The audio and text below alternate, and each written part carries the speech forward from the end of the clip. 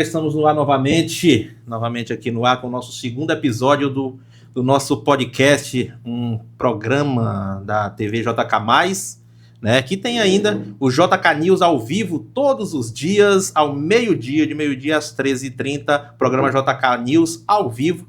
E esse é o podcast JK Cast, né, é o nosso segundo episódio. E como eu estou trazendo nesses primeiros programas, né, convidados que moram no meu coração. O primeiro foi o Efrem Ribeiro, né? Efrem Ribeiro, olha, doutor, Efrem Ribeiro, que foi a pessoa que, quando eu cheguei no Grupo Meio Norte, eu fui ser motorista do Efrem Ribeiro, no extinto jornal, né? Meio Norte, né, Efrem? Era verdade. Tudo bem com você? Tudo bem, doutor. Tudo bem? Vamos entrevistar hoje uma pessoa igualmente importante em meu coração. Gente boa demais, que eu tive a honra de conhecer. É o doutor Breno Macedo, gente boa demais, muito bem-vindo aqui ao nosso JK Cast, Breno. Obrigado, Caengo, obrigado pelo convite. Só não estou mais feliz porque eu queria ter sido o primeiro, viu, Efrem? Queria ter inaugurado aqui, mas obrigado, Caengo, obrigado pelo convite, uma satisfação imensa estar aqui na presença do doutorzinho, esse jornalista que eu também tanto admiro, aqui do nosso estado do Piauí.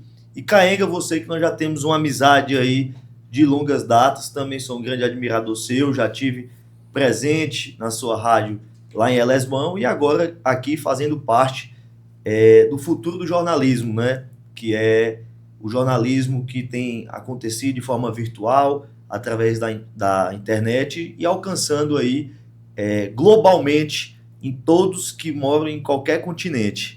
Exatamente, a internet ela chegou para ficar, não vai acabar com nada, não é essa história de acabar com uma coisa ou com a outra, isso vem desde o tempo da televisão, lá atrás, vai acabar com o jornal, não acaba, é um agregando ao outro, são negócios que vão se agregando.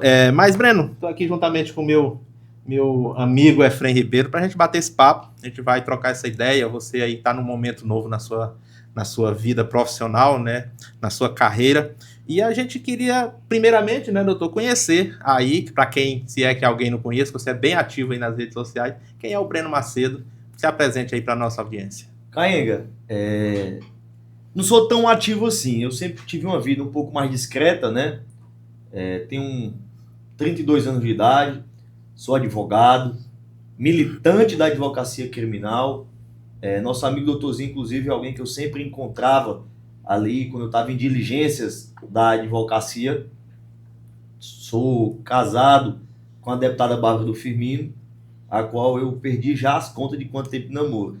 Namoro com a Bárbara desde meus 14 anos de idade. Essa era uma das perguntas aí. Foi minha primeira namorada. Então nós temos tempo de namoro, tempo de noivado, tempo de casamento, é um bocado de data. Mas eu disse para a Bárbara, eu parei no dia 6 de julho, que foi o dia que a gente começou a namorar. Então, 6 de julho é minha data que eu sempre comemoro como uma data marcante do início do nosso relacionamento. E hoje tenho a felicidade de dizer que sou pai da Bela, que hoje é o grande amor da minha vida, minha paixão. E mais uma data para comemorar. Mais uma data, dia 20 de dezembro, a qual faz que eu acorde todos os dias mais animado e motivado a desempenhar o melhor de mim. Eu sempre acordei motivado para dar orgulho, principalmente a meus pais. Meu pai, Dr. Flávio Macedo, e minha mãe, a Dona Marise, são as peças fundamentais na minha vida, é minha âncora, é quem faz eu acordar todos os dias e me tornar um ser melhor. Mas agora me surge uma nova essência de que eu sirvo de inspiração. Tenho certeza que tudo que eu fizer na minha vida aqui em diante vai ser como exemplo para a Bela, que já vai estar aí percorrendo Teresina e conhecendo o mundo de verdade, né? Exatamente. Você falou com relação, doutorzinho, ele falou em relação aí ao começo de namoro com a deputada Bárbara, mas aí a partir eu queria saber quando que você se inseriu na família da Bárbara, a partir de que momento você já se inseriu assim, conheceu o sogro, vamos supor. Eu queria quando você conheceu o sogro, como foi essa história? Caenga, eu lembro como fosse hoje. Quantos anos? Rapaz, eu devia ter meus 15 anos de idade. Só para fazer um contexto engraçado, eu e a Bárbara, nós éramos muito amigos, né? Estudávamos juntos no Instituto Dom Barreto, na mesma sala. E a nossa amizade acabou gerando um namoro. E a Bárbara, a primeira vez que eu fiquei, né, que a gente chamava, dei um beijo na Bárbara, foi no Piauí Pop, ali no Jockey Club. É um evento. Piauí Pop é um Piauí evento? Pop era um evento grande que tinha aqui em Teresina. Tava tocando Nat Roots nesse dia. E foi a primeira vez que a gente se beijou. E nesse dia eu já pedi a Bárbara em namoro. Primeira vez que a gente ficou... Determinado, rapaz. Determinado. Pode pesquisar aí, dia 6 de julho, se não foi o último Piauí Pop. Agora o ano, eu sou péssimo de ano, não me lembro mais qual é o ano. Perdi as contas já. E aí, com mais ou menos um ano de namoro, eu fui ser apresentado oficialmente. Eles já me conheciam da escola como um coleguinha de escola. E aí a Bárbara foi me apresentar pro Firmino como namorado. E eu lembro bem desse dia. Eu morava no apartamento junto com meus pais, tomei banho, botei a blusa, mas eu acho que não deu 5 minutos. Eu já estava todo suado, pingando, de nervoso, antes de chegar até lá. Mas nessa época ele já tinha algum cargo? Era prefeito. Já era prefeito, né? Eu me recordo do Firmino, Caenga, toda a vida como prefeito. É difícil eu não recordar antes disso, do Firmino como prefeito, porque Firmino foi prefeito da minha idade, 32 anos de idade, acho que assumiu em 94, nasci em 93, e quando o Firmino não estava como prefeito, que foi quando ele disputou a eleição para governo do estado, logo em seguida ele foi candidato a vereador, né? 2 anos depois, o Firmino foi eleito vereador, passou metade da legislatura de vereador, que se veio às eleições de deputado estadual, foi eleito deputado estadual, e logo em seguida concorreu novamente à prefeitura de Teresina. Então, na minha recordação, eu tenho sempre o Firmino como prefeito. Sim, eu cortei a sua história aí. Sim, aí você suado. Cheguei até lá, me apresentou. O Firmino sempre foi muito sério, muito fechado. Eu posso dizer que eu e o Firmino temos perfis bem diferentes, né? Eu sou bem humorado, sou mais brincalhão. Ele sempre mais sério, mais fechado. O Firmino era ciumento com a família, com a Bárbara, com a Cristina, com a Lucy, com a família toda ali. Eu acho que o Bruno, por ser homem, ele tinha menos ciúme, mas aí a Lucy tinha ciúme em dobro pelo Bruno. É o inverso, né? Mas, com o passar dos tempos, passar dos anos, assim, foi um pai que eu tive na minha vida. A Lucy é uma mãe que eu tenho até hoje na minha vida. Que dos meus 14 aos meus 30 anos de convívio ali diário, né? Com o Firmino.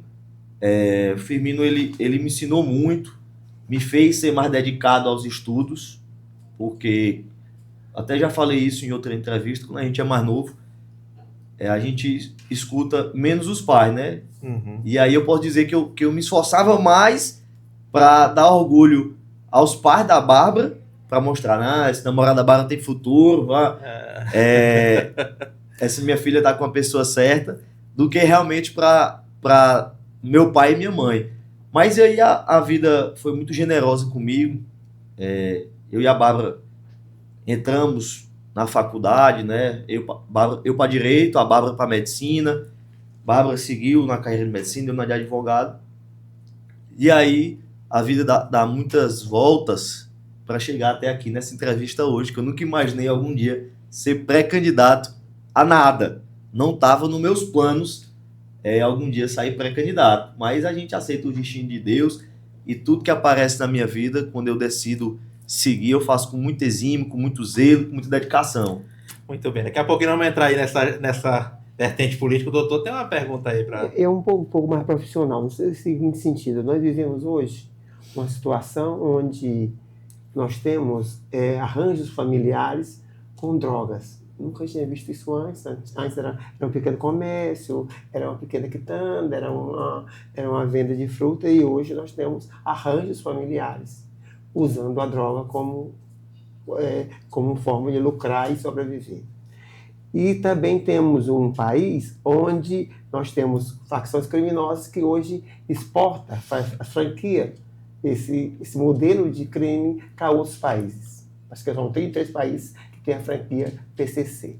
Já que o senhor é advogado criminalista, o senhor vê alguma solução para esse Estado e para esse país nessa questão da segurança pública? Lógico, sem dúvida. A solução é o estudo. Se a gente for analisar os países com as melhores qualidades, os melhores ensinos, principalmente na primeira infância, são onde tem os menores índices de violência. O que é que nós temos que valorizar? Isso é um tema que eu acho importantíssimo, você ter me dado essa oportunidade de responder, porque eu posso dizer que eu tenho propriedade na área para falar sobre segurança, sobre esses temas, até porque eu atuo na advocacia criminal há quase 12 anos, de forma diária e cotidiana. Então, o que é que eu vejo? Muitas dessas pessoas que entram nesse mundo da droga, muitos deles é porque eles não tiveram oportunidade ou não quiseram seguir nos estudos. Às vezes tiveram que trabalhar muito cedo por uma falta de condição da família, ou não frequentaram as escolas e tiveram contato com outras pessoas ali na oportunidade da adolescência, que a gente não tem ali discernimento, nem um entendimento de vida formado. Como eu disse aqui no começo, a gente sempre escuta, quando é novo, muito mais os da rua do que o pai e a mãe da gente. Sim. E acaba caindo nesse mundo da tentação, no mundo da vida fácil, do lucro fácil e do prazer imediato, que é a droga, e acaba esquecendo das consequências do futuro. Então, o ensino, sem sombra de dúvida, principalmente na primeira infância, que é um dos temas que eu vou lutar muito como deputado, caso eleito, vai ser para que a gente foque muito nessa questão do ensino na primeira infância e a qualificação desses jovens e adolescentes em áreas profissionais ali ainda na adolescência, porque o contato com o emprego identifica o homem, e o contato com o emprego, ele ainda na adolescência, ele é muito importante para você saber o que você quer no futuro. Nós temos aí adolescentes que estão já no final do terceiro ano do ensino médio e não sabem ainda o que querem da vida, qual curso querem fazer. E a gente botando com que esses adolescentes tenham o primeiro contato ali em cursos profissionalizantes, eles começam a ter uma ideia do que eles querem para o futuro. E outra, doutorzinho, nós vivemos numa era que se valoriza muito o combate à criminalidade e aplaudindo muito a questão do cárcere, né? Da prisão. Tá certo, eu concordo e posso dizer que no estado do Piauí a segurança pública melhorou muito com as ações efetivas da Polícia Civil. Graças aí ao Chico Lucas à frente da Polícia Civil, nós tivemos uma melhora da segurança pública. Agora é hora de ressocializar, né? Isso, mas nós não podemos deixar e não podemos esquecer que no Brasil não existe pena perpétua. Uma hora ou outra, essas pessoas que foram encarceradas, que tiveram a punição estatal, elas vão ser colocadas de volta na sociedade. E qual é o trabalho que se faz para que essas pessoas entrem de volta no mercado de trabalho, ressocializadas? E o outro ponto, que é o principal, é a prevenção. Então eu volto para o assunto principal. A gente está tratando sempre da questão de tratar o problema com prisão. Mas vamos pensar em resolver o problema antes da pessoa ser presa, que é educar ela na infância, a trabalhar, educar essa pessoa a ter uma profissão, a buscar ali um meio de vida para que ele tenha uma renda lícita e digna. Então, eu acredito que nosso país, nosso estado, ele tem solução sim, e acredito que no dia que a gente perder as esperanças de dias melhores, é quando tudo estará acabado. É verdade que realmente é uma dicotomia entre a economia da educação e a economia do crime, né? Mas não fica, na sua opinião, não fica assim mais complexo no sentido de que, por exemplo, na Faria Lima, por exemplo, que já tem PCC ou tem outros órgãos criminal, lá ninguém tem qualificação educacional pequena. Em todos os meios que a gente vive, em qualquer meio da sociedade, tanto na advocacia, quanto na polícia, quanto no meio empresarial, no jornalismo, em qualquer meio, existem pessoas de índoles boas, pessoas de índoles ruins. Então, tem pessoas que elas não têm caráter, elas têm valor. Elas, por qualquer número, valor financeiro, elas se vendem e jogam a perder tudo que elas construíram por conta de alguma remuneração ali de forma imediata. Até para corroborar com o que você está dizendo, tentando aqui ajudar na pergunta do Efraim, muitas dessas pessoas, pela a longevidade dessas organizações criminosas, essas pessoas, muitas delas elas foram doutrinadas, elas foram ensinadas de pequeno, foram pagos, tendo estudos pagos até mesmo pelas facções para poder estarem ali na Faria Lima, como o Efraim. Sem dúvida, Efraim, é algo que sempre existiu no mundo. Existem pessoas desonestas em todo lugar.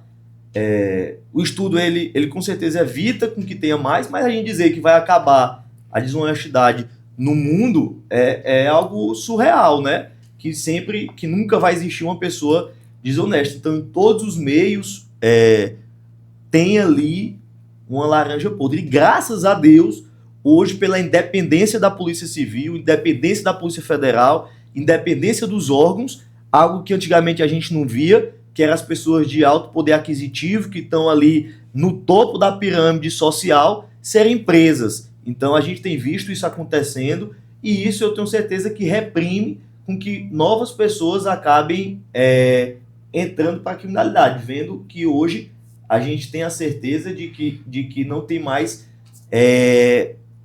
uma escolha social para as investigações. Ela atinge ali quem está na classe mais baixa, mas a gente vê nosso sistema judiciário punindo quem está no topo da pirâmide. E aí isso nos conforta como sociedade de saber que no Brasil ainda existe justiça.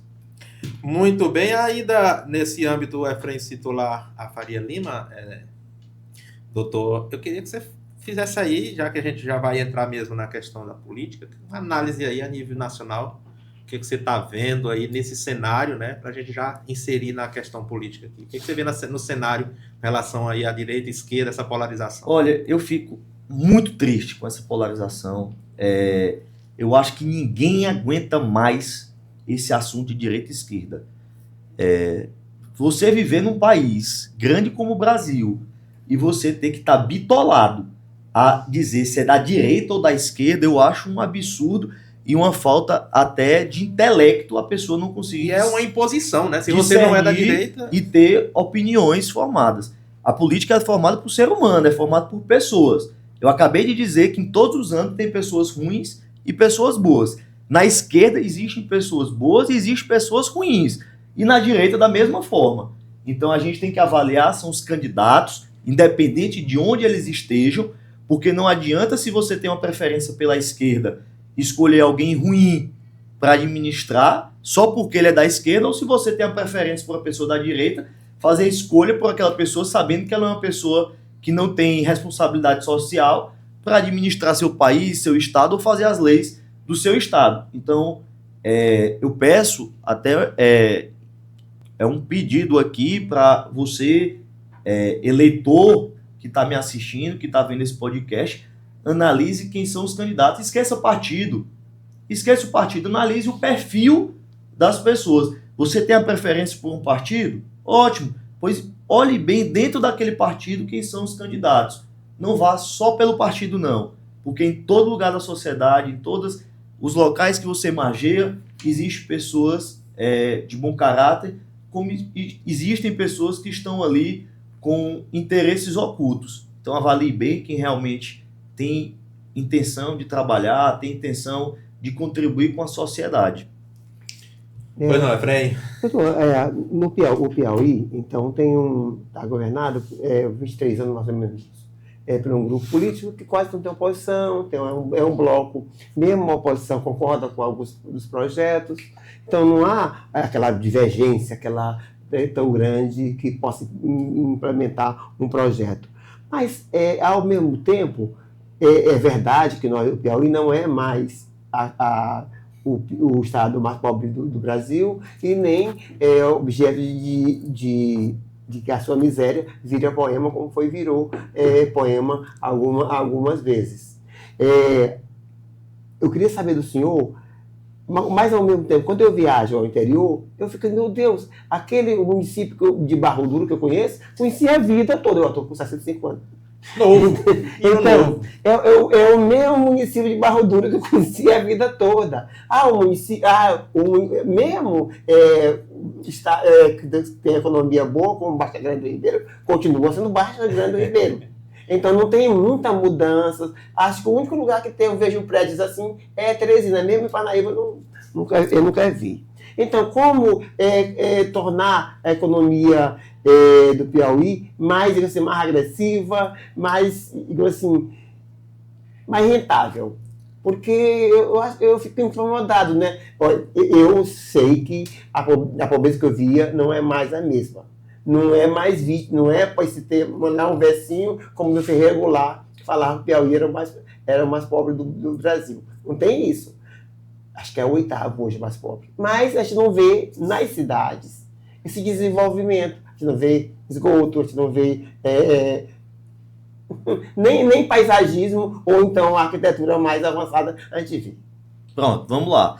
Vou responder por etapas, porque... Só antes de eu responder aqui, o Efraim tá indo em temas bem... Não, mas eu gosto e eu gosto da discussão, eu gosto do debate, gosto da conversa, e acredito que a sociedade ela é formada assim, são de opiniões divergentes, e do diálogo até se chegar em um consenso. Aqui, principalmente, aqui então, vai ter isso, o diálogo. Efraim, vamos lá. Eu vou falar da minha vivência, né? Eu sou bem mais novo do que você, então acredito que eu acompanhei um mundo bem mais desenvolvido do que você acompanhou. Mas eu posso dizer com toda certeza que a minha infância, ela foi toda curtida e aproveitada no extremo sul do Piauí. Sem sombra de dúvida, as estradas hoje são 1000 vezes melhores do que quando eu tinha 15 anos de idade. Uma viagem para São Raimundo Nonato na minha infância, ela perdurava cerca de 6 a 7 horas. Hoje, em 5 horas, 4 horas, você está em São Raimundo Nonato, de carro, com estradas bem melhores. Esse é um ponto. Então eu acredito que na questão da malha rodoviária, ao longo dos anos, o nosso estado avançou muito. A cidade de São Raimundo Nonato, que eu vou falar como exemplo, que foi onde eu conheci durante a infância a São Raimundo de antes e conheço a São Raimundo de hoje, a cidade mudou completamente. A cidade tinha pouco asfalto, sim, pouco calçamento. Hoje é difícil você achar uma rua em São Raimundo na pissarra para calçar. A cidade hoje é toda calçada, com muito asfalto. A questão da saúde melhorou, falta muito. Falta, concordo com você. Falta muito. E um outro ponto que você falou é que você não vê muitos prédios, muito comércio grande no estado do Piauí. É uma lástima, eu concordo com você, e eu acho que o Piauí tem que melhorar a política de incentivo a grandes indústrias. Mas para isso, a gente tem que cobrar, e com muita força, Efraim, equatorial. Eu vou lhe dizer por quê. Quem é um grande empresário que tem suas empresas com máquinas de custo milionário que vão trazer para o Piauí com energia de péssima qualidade que nós temos. Então nós temos aí um fornecimento elétrico pela Equatorial de péssima qualidade, no qual as indústrias para vir para o Piauí não confiam na rede elétrica desse estado, porque a qualidade é ruim, ou elas têm que fazer uma subestação própria, porque eu já conversei com alguns empresários questionando por que é que eles não vinham para o Piauí. Um dos motivos é esse, eu acho bem pouco falado. Mas a realidade é que nós temos uma das piores qualidades de energia elétrica do país. E o outro ponto, acredito que temos que ter mais incentivo fiscal para essas indústrias virem. Tem que ter benefício para essas indústrias virem. É geração de renda e emprego. Então, uma indústria, uma grande montadora de veículos, como a gente vê agora, essas montadoras chinesas vindo para o país, a BYD, que se implantou agora, salvo engano, na Bahia, quantas gerações de emprego essa indústria não gerou? Lá teve uma isenção, salvo engano, de 10 anos, eu não sei ao certo, posso estar errado dos anos, mas teve uma isenção tributária. Essa isenção tem que ser dada também para atrair empresas grandes a virem para o nosso estado, mas a gente precisa que elas tenham um suporte mínimo, que seria a energia elétrica de qualidade. E é uma cobrança, Caene, que eu venho feito por minhas andanças, que são 2 reclamações dos piauienses. A péssima qualidade da energia, fornecimento energético, e a péssima prestação de serviço da Águas do Piauí. Isso é um Inclusive, você falando disso aí, realmente é um ponto a ser discutido, né? Porque eu me lembro que em 2012 para 2013, 2011 eu prestei serviço para uma empresa de célula de papel e celulose aqui, a Suzano, né? Eu trabalhava numa terceirizada, que Grande era aqui na empresa. região de Barro Duro. E a motivação da Suzano não ter implantado a sua fábrica aqui, foi implantada em Açailândia, no Maranhão, se eu não estou enganado, é naquela região, foi justamente essa falta do incentivo fiscal. A informação que nós tivemos foi Vocês justamente... recordam do cimento na sal? Sim, Que cimento nós, na sal. que nós tínhamos aqui no Piauí? Uma grande indústria. Que fornece cimento para o país inteiro. Nós tínhamos aqui. E ela também não se encontra mais presente no nosso estado. Então nós temos que atrair novos investimentos para geração de renda e emprego. Nós temos hoje grandes empresas instaladas no Brasil de call center, que elas empregam milhares de pessoas, e a gente tem que incentivar empresas como essa a estarem aqui, até porque essas empresas dão muitas das vezes a primeira oportunidade de emprego para o jovem. Porque qual é o grande problema hoje que a gente escuta? Toda vez que você vai para uma entrevista de emprego, tem que ter saber se tem experiência. E se ninguém nunca dá essa experiência para você, como é que você vai entrar no mercado de trabalho? Nós temos que ter esse incentivo aí para essa juventude, para os jovens começar a entrar no mercado de trabalho. Muito bem, doutor Breno. Doutor, deixa eu lhe dizer, vamos fazer aí a cronologia do que está acontecendo hoje na sua vida. Como foi o que aconteceu aí? O que a deputada Bárbara hoje está com o mandato, mas aí veio a Bela, né? Tinha que trabalhar, rodar bem, e aí eu queria que você fizesse essa cronologia até esse momento. Vou beber aqui uma águazinha aqui. Na caneca da JK Cast, olha aí. Como eu comecei aqui o programa, falei que nunca na minha vida eu imaginei algum dia disputar algum tipo de cargo público. Eu tenho certeza que minha esposa também nunca passou pela cabeça dela disputar nenhum cargo público. Sempre fui muito focado no estudo, a Bárbara também sempre foi muito focada no estudo. Eu sempre tive o meu sonho de me tornar um advogado de referência, estudei muito para isso, me dediquei muito. Foram muitos anos deixando de aproveitar festas, saídas, para estudar e me dedicando. Graças a Deus eu tive grandes professores na minha vida. Deixar aqui o meu reconhecimento, que hoje, por coincidência do destino, é secretário de governo, Ivan Novico. Ivan Novico é um defensor público. Eu ainda na faculdade, ele me fez um convite para que eu fosse estagiário dele na Defensoria Pública, que eu passei um bom período com ele. E também o doutor Noleto, que é juiz da vara do júri. Sim. Me convidou também para ser estagiário lá. E o prefeito Firmino Filho também me deu a oportunidade de compor como assessor de procuradores na Procuradoria Fiscal do Estado do Piauí. Então, eu tive toda essa minha experiência antes de decidir o caminho que eu iria seguir. E a advocacia criminal foi a qual me apaixonei. Então, o Efrem aqui conhece minha advocacia, que já me conhece há muitos anos, e eu sempre fui muito dedicado e focado nela. Mas, como eu disse, a vida da gente tem destinos inesperados que Deus coloca e nós temos que aceitar. Um deputado federal muda legislação, né? O papel dele na verdade, é legislador, né? A gente esqueceu disso, mas E aí, Efrem, só contextualizando aqui, com a partida do ex-prefeito Firmino Filho, a tragédia, né? A dona Lucy decidiu não sair mais candidata à reeleição, a deputada estadual. Ela decidiu cuidar da família naquele ano, e aí a Bárbara decidiu colocar o nome à disposição na disputa a deputada estadual, e aí teve a eleição vitoriosa e assumiu aí, dando continuidade ao legado do ex-prefeito Firmino Filho. E mais uma vez Deus mudou nossos destinos. A Bela nasceu dia 20 de dezembro, minha filha tem um pouco mais de um mês de nascida, e não teria o menor sentido arriscar a vida da minha filha dentro de um carro por conta de política, viajando o estado do Piauí, de cidade em cidade, a Bárbara como candidata. Não teria como.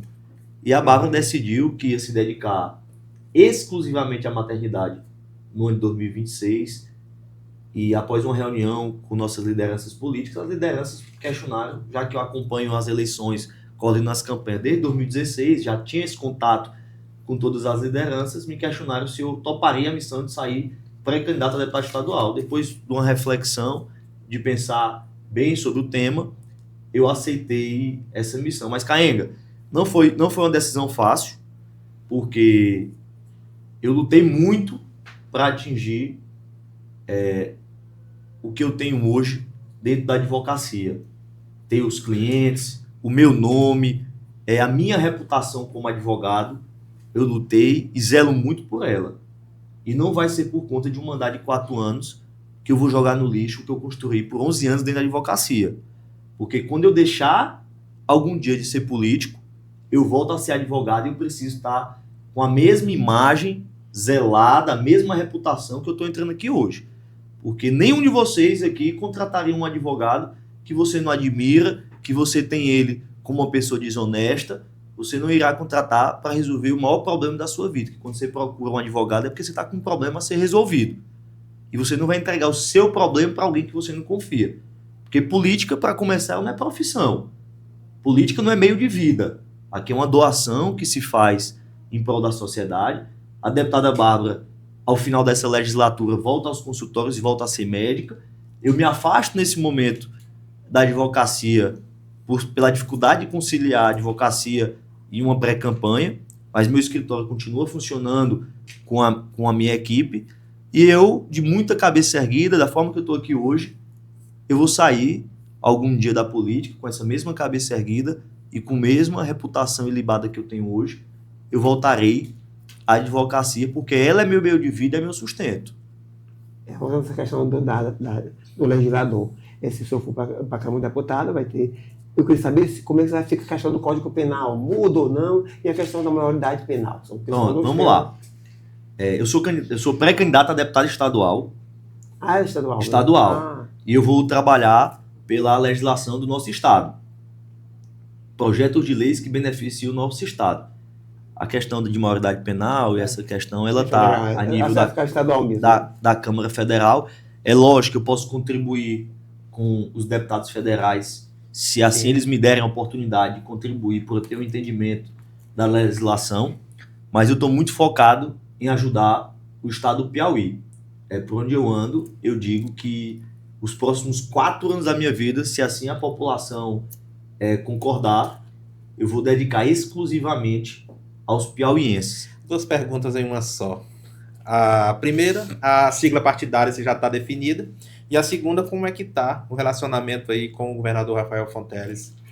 Como é que está? Está tudo apaziguado? Está tudo certo? Tem algum... Como eu disse, hoje eu vejo essa questão partidária mais como estratégia política. Sim, porque você tem que buscar, você tem que ser inteligente em todas as escolhas. Eu vou buscar o partido no qual o meu time e eu me considere mais afinado a esse partido, mas também um partido que tenha ali um coeficiente eleitoral, o qual a votação que eu acredito que eu esteja se encaixe para ser eleito. Porque se tem algo que eu vejo e fico triste, é quando alguém perde as eleições pela escolha errada do partido. Às vezes nós temos candidatos que tiveram mais voto do que outros e acabam perdendo por questão eleitoral. Nós já vimos isso no Piauí diversas vezes. Então eu não defini ainda. Mas tem alinhamento. Estou em análise. Tem um alinhamento com os partidos da base do governador. Sem sombra de dúvidas, eu irei estar compondo algum partido que seja da base do governador Rafael Fonteles. Você perguntou se eu sou alinhado com o governador Rafael. O governador Rafael, antes dele ser governador, eu conheço o monitor Rafael. Rafael era meu monitor no Instituto Dom Barreto. Era alguém no qual, entre todos os alunos, era alguém admirável e qual nós nos espelhávamos. Tinha lenda no Dom Barreto, que eu nunca perguntei isso para o Rafael. O pessoal disse que o Rafael terminou o curso de matemática em 2 anos, que foi o recorde da UF, que saiu com nota média de 9,9. Sempre a gente escutava essas histórias. Então a gente viu o Rafael como um exemplo de bom aluno e eu já o admirava antes da política. E fico feliz em hoje alguém que eu na minha adolescência admirava como intelecto, como alguém que tinha um poder intelectual maior do que os outros, porque o Rafael é muito inteligente e isso ele provou pelas Olimpíadas que ele venceu, pelas notas de vestibular, pela sua trajetória na faculdade e agora, como governador, fico feliz em estar alinhado com alguém que eu já tinha certa liberdade ali na adolescência. E tenho certeza que eu vou contribuir muito com ele após a sua reeleição de governador, e eu, compondo o seu time de um dos deputados, irei contribuir muito com o estado do Piauí, mas cobrando muito. Ele pode ter a certeza, o governador Rafael pode ter a certeza, viu, governador? Vai cobrar o monitor. Que eu vou cobrar o monitor. Eu vou cobrar porque ainda tem muitas coisas para melhorar no nosso estado e eu vou estar sempre fiscalizando. Que medida você gostaria que ele adotasse e que não adotou até agora? Olha, essa questão do incentivo às empresas é uma das medidas que eu acho importantíssima para a geração de renda e emprego. A gente tem que atrair mais empresas e indústrias para o estado do Piauí, até porque nós temos um estado hoje que ele sobrevive basicamente da máquina pública. São poucas indústrias. O estado do Piauí, grande parte das pessoas, elas são acomodadas na máquina do poder público. A gente tem que descentralizar isso. Pesa para um estado que tem pouca arrecadação de indústrias. Nós temos aí algo que eu sempre comentava em rodas de conversa, que achava um absurdo o Piauí não ter um porto. Nós temos uma produção do agro gigantesca no extremo sul, no qual essa produção, ela grande parte das vezes, ela é exportada por São Luís. E agora foi dado o pontapé inicial, que é essa questão do porto, que tem sido feito um investimento alto. Torço para que eu possa comemorar a partida de uma carga grande do Porto do Piauí para outros países. E uma das coisas que eu irei fiscalizar durante o meu mandato será esse porto, porque eu quero, ao final desse mandato, se Deus quiser, estar lá fazendo esse marco histórico do estado do Piauí, que é a exportação de produtos do Piauí para outros países, deixando a receita aqui, onde ele foi produzido. Então, Caenga, fora isso, eu acho que a maior bandeira, Frank, que eu vou lutar, e era algo que a Barra lutava, seria a questão da saúde. Nós temos um estado que avançou muito nos últimos anos nos polos de saúde, mas nós temos ainda Teresina sendo afogada por pacientes de outras cidades. O prefeito Firmino Filho sempre comentava isso, que o HUT, ele é um hospital que é de porta aberta, e é um hospital de quem? Dos teresinenses. Quem mantém e banca o HUT são os impostos dos teresinenses. Sim. Mas, por ser de porta aberta, acaba recebendo pacientes do Maranhão, pacientes do interior do estado, e afoga e sobrecarrega a máquina de Teresina.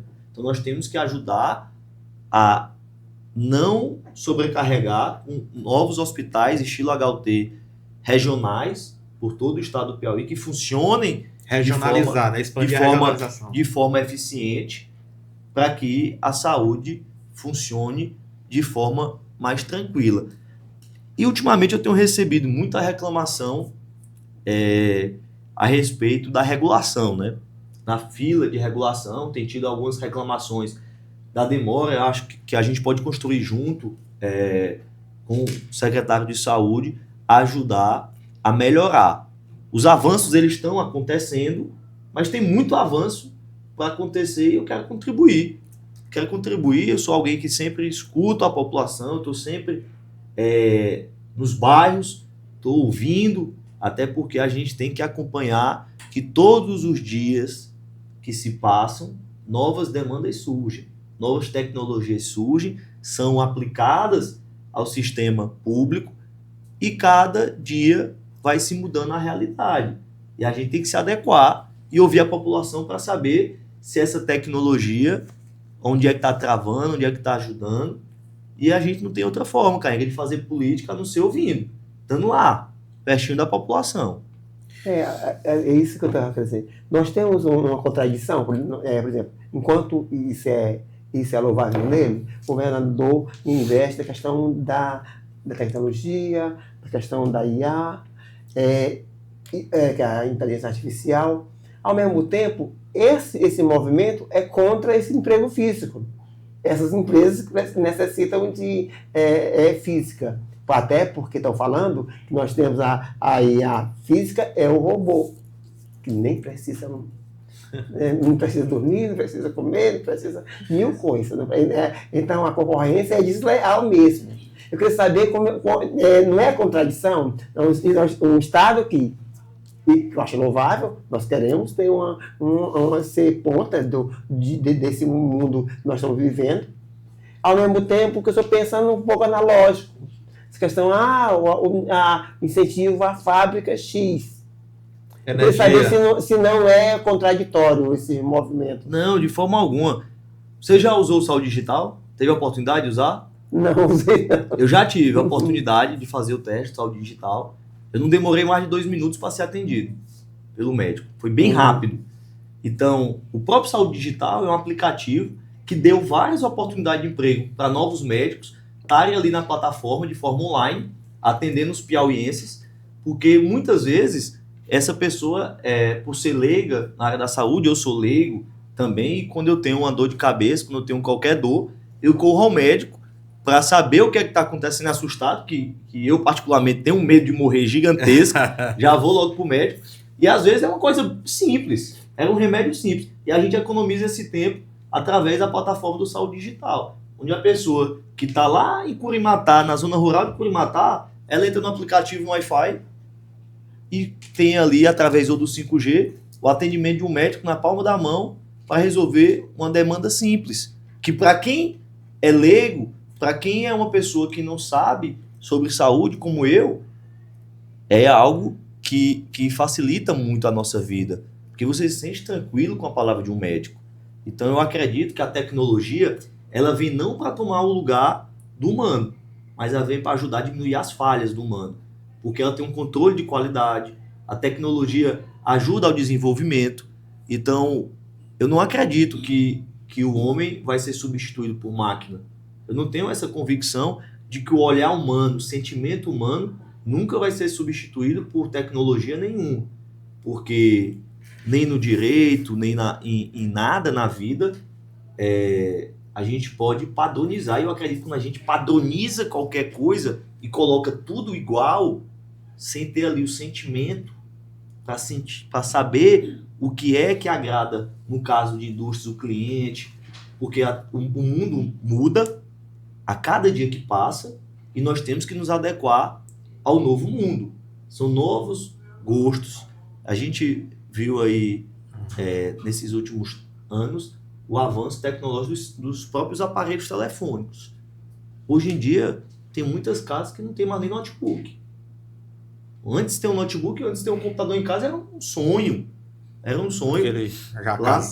Lá na minha casa, a gente utilizava aos finais de semana a internet. Num horário específico, o telefone ficava ocupado quando a gente estava usando a internet.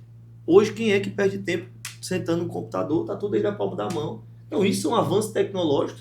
E não vejo o desemprego tomar conta por falta de tecnologia. Eu vejo que está dando muita oportunidade a novas pessoas. Hoje a gente vê que as qualificação, né? E outra, as novas fortunas do país e do mundo, elas deixaram de estar na mão de pessoas que herdaram impérios para pessoas que tiveram a habilidade de se qualificar na internet, na tecnologia. Então nós temos hoje pessoas milionárias que não herdaram, que construíram esse patrimônio através da internet. Então, pode ser que amanhã o jogo vire e outra tecnologia surge e esses ricos que construíram riquezas através das redes sociais, dos influenciadores, talvez amanhã o jogo mude e não seja mais isso a tendência do país, do mundo.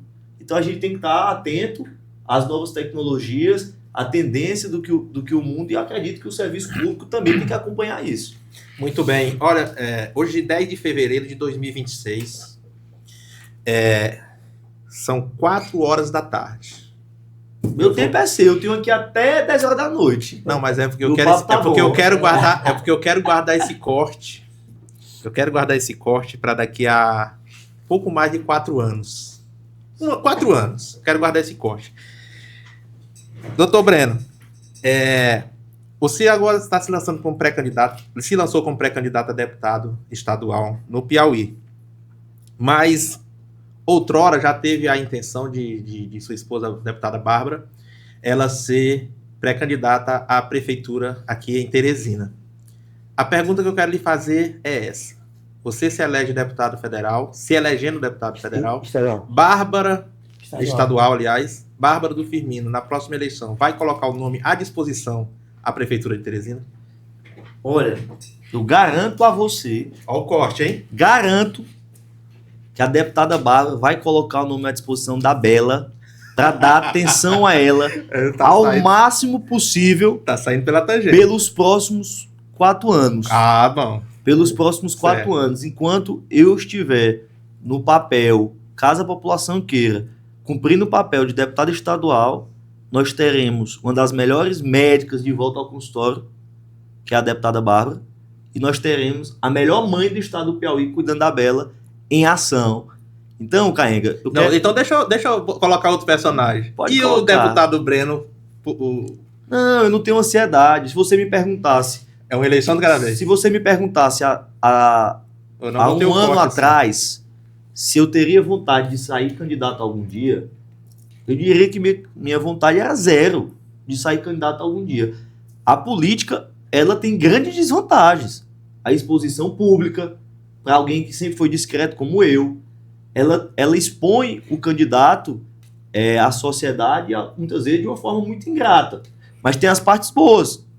Eu fico super feliz quando eu ando por aí e escuto um relato como eu escutei ontem, de uma moça que me disse que era garota de programa, que vivia na Paissandu, ainda criança, e aí, pelo um projeto do ex-prefeito Firmino Filho de tirar crianças da rua, que aconteceu em 94 esse projeto, estava tendo extermínio de crianças.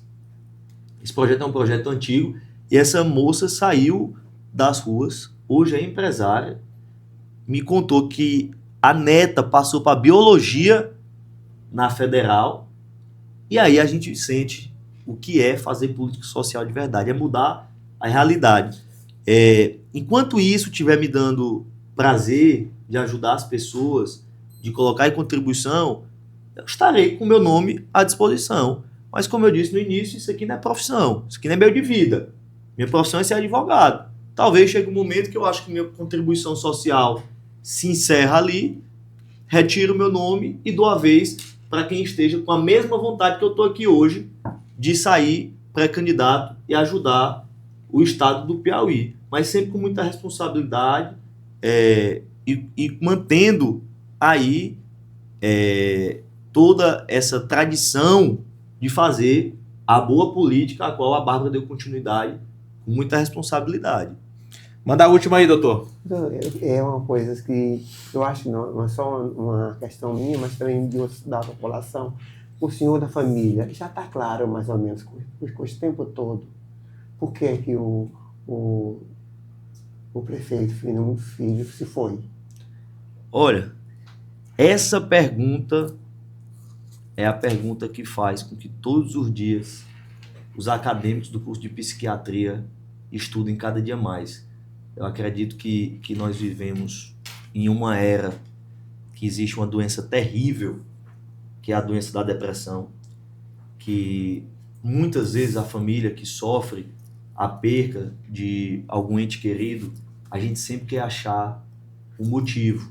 O que foi que levou alguém a fazer o autoextermínio, que é o que faz as famílias sofrerem. E todo mundo que era próximo ao prefeito Firmino Filho, de alguma forma, pensou e sofreu. Será se eu poderia ter evitado? Será se eu poderia ter ajudado?